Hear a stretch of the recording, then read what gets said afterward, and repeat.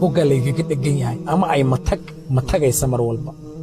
وعلامة كوباد إيه هو إني سحران تكوتسناس لبا فاميل دان أما فاميل كأي هو مسؤول كتهاي ولما أنت تقول لي لجوس أوروري هذا هو فاميل وإنتي وإنكي كل جود تقول لي وده شوغان متكستا متشقة وبحياة ملا مدوح برشة وبحياة ملا مدوح هو معركتي اللهم استعان وفاميل دانو إسود النعدلية وفاميل دان oo waxa weeye mid walba midka kala diidan yahay mid walba aanu midka kala arki karin waa sixirka hooyo haysta darteed ayaa ilmihiina saameeyay because hooyo sixirka haysta ilmaheedana wuu saameeyaa ilmaha midka ugu yar buu saameeyaa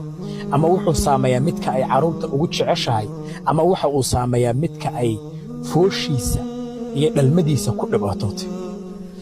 calaamadda saddexaad waa madax xanuun hooyo inay leedahay timaha iga xiira burcad ii mariya madaxa ii duuga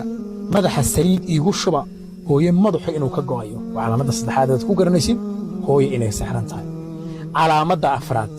waa jir olol hooyo jirku inuu olol ka baxayo mar walba ay leedahay maro qoyan i mariya ii duuga eesiga ii daara biyo barafa isiiya biyo qabow isiiya hooyo jirkeeda dhan inuu ololayo calaamadda shanaad dhabar xanuun ziyaade ah hooyo oo aad ku seexisid furaash adag ama sariir cajiiba oo haddana hooyo ay ka cabanaysa dhabar xanuun ziyaade ah marka laga yimaado dhabar xanuunka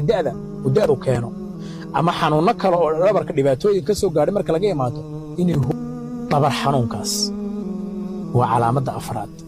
calaamadda shanaad ee aad hooyo ku garanaysid waxa weeyaan in aanay dawo dhan rabin dawada ma rabto dawada dhakhtarku u soo qoro ama sharooba ha noqoto ama kiniin ha noqdo ama waxa weeyaan wax kale loo soo qoray ha noqdo ma rabto dawadan waa laga xidhayaa waxa laga yaabaa oo calaamad lixaad oo soo raaci karta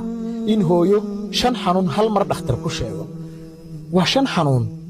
waa hooyo imika laga qaaday dhiig ama test dhakhtarka aad geysay inuu yiraahdo 5 xanuun baan ka helay ama 6 xanuun baan ka helay macaan baan ka helay dhiikar baan ka helay gaastari baan ka helay cholesterol baan ka helay